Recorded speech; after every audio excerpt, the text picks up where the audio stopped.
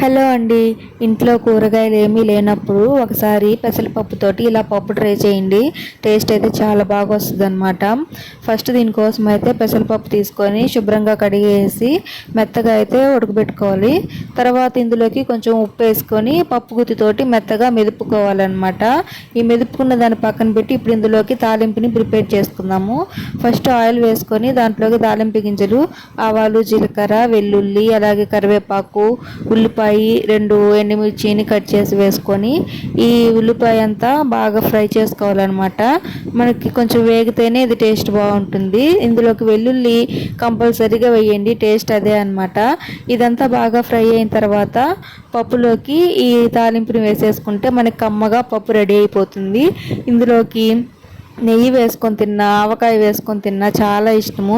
మీలో ఎంతమందికి ఈ కర్రీ తెలుసు ఖచ్చితంగా కామెంట్ చేయండి. వీడియో నచ్చితే లైక్